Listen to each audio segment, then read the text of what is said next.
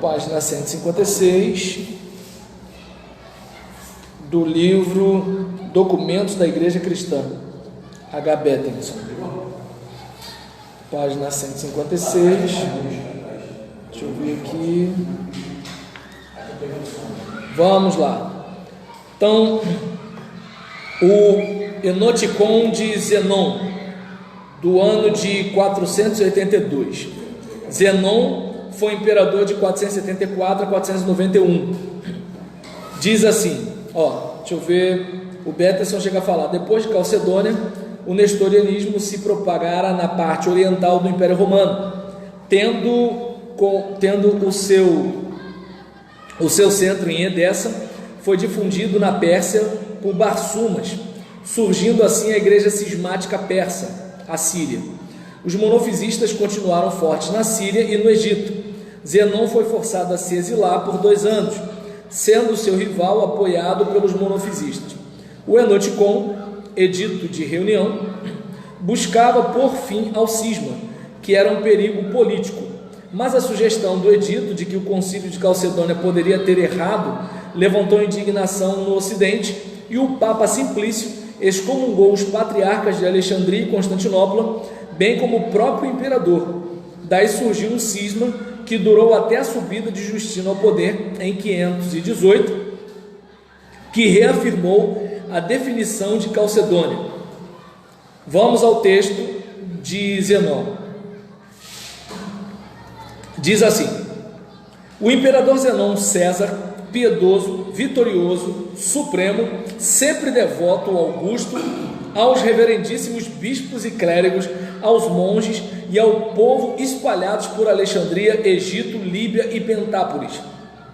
Nós estamos convencidos de que a fonte e o sustentáculo de nossa soberania, sua força e inexpugnável defesa, é aquela única e verdadeira fé que, por inspiração de Deus, foi publicada pelos 318 santos padres reunidos em Niceia e confirmada pelos 150 santos padres que, de modo semelhante, se reuniram em concílio em Constantinopla. Por isso, nos esforçamos, noite e dia, por todos os meios, por oração, por ações corajosas, por legislação, a fim de promover em toda parte o crescimento da Santa Igreja Católica e Apostólica, a Imaculada e Imortal Mãe de nosso Reino, para que os leigos piedosos, permanecendo em paz e em harmonia com Deus, possam, juntamente com os bispos, ternamente amados por Deus, com o piedoso clero, os arquimandritas e os monges, oferecer seu sacrifício aceitável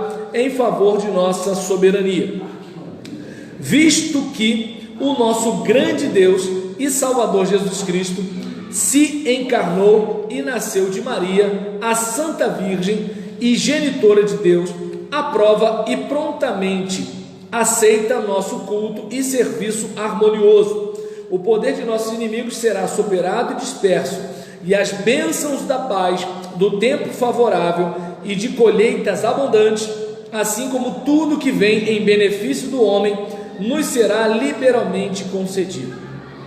Por conseguinte, visto que a fé irrepreensível é a nossa defesa e a do Império Romano, recebemos petições de piedosos arquimandritas e eremitas, suplicando com lágrimas que as igrejas sejam restauradas na unidade, que sejam reunidos os membros, que o inimigo de todo o bem desde o princípio tentou por todos os meios separar uns dos outros, sabendo que será derrotado se atacar quando o corpo estiver todo reunido.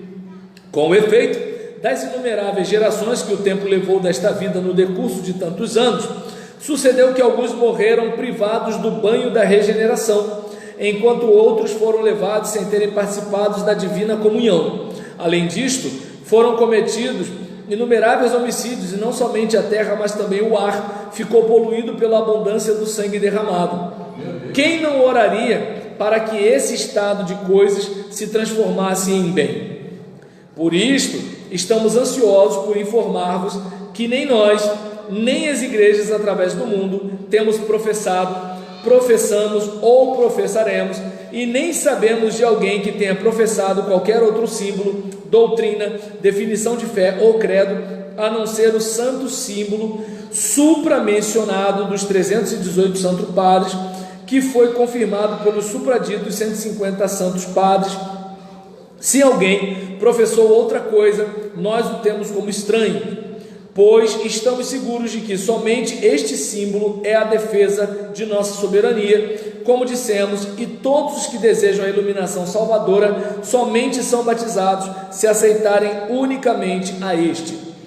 Este é o símbolo seguido por todos os santos padres no concílio de Éfeso, quando proferiram a sentença de deposição de Nestório e de todos aqueles que seguiram suas opiniões, ao qual Nestório nós também anatematizamos, juntamente com Eutiques e todos os que professam opiniões contrárias ao supramencionado. Ao mesmo tempo, aceitamos os 12 capítulos de Cirilo, de bem-aventurada memória, arcebispo da Santa e Católica Igreja dos Alexandrinos. Além disso, confessamos que o unigênito Filho de Deus, Ele mesmo, Deus, realmente tomou sobre si a humanidade, nosso Senhor Jesus Cristo, e que com respeito à sua divindade é consubstancial com o Pai, sendo com respeito à sua humanidade consubstancial conosco. Confessamos que Ele, descendo e se encarnando por obra do Espírito Santo e da Virgem Maria, a genitora de Deus, é um só e não dois, visto afirmarmos que pertencem a uma única pessoa, tanto os seus milagres como os seus sofrimentos, que, por sua própria vontade, suportou na carne. De modo algum admitimos aqueles que fazem uma divisão ou uma confusão, ou apresentam um fantasma, afirmando nós que sua encarnação verdadeiramente sem pecado na genitora de Deus não importou na adição de um filho, já que a Santa Trindade continua a existir como Trindade, mesmo quando um membro, Deus o Verbo, se encarnou. Sabendo, portanto, que nem a Santa Igreja Ortodoxa em todo o mundo, nem os sacerdotes amados de Deus, nem os sacerdotes bem amados de Deus que estão à sua testa, nem nossa própria soberania admitiram ou admitem outro símbolo ou definição de fé, senão a santa doutrina supramencionada. Sem hesitação nos unimos a ela. Escrevemos isto para a vossa segurança e não para vos apresentar uma nova forma de fé.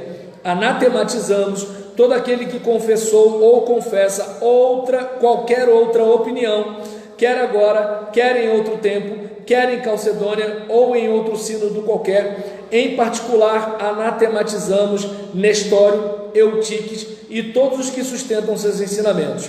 Portanto, uni-vos à igreja, vossa mãe espiritual, e nela gozai a mesma comunhão conosco, de acordo com a referida e única definição de fé, a dos 318 santos padres, porque a vossa Mãe Santíssima, a Igreja, espera abraçar-vos como seus verdadeiros filhos e almeja por ouvir vossa voz, que ela tanto ama e que por tanto tempo ficou retida.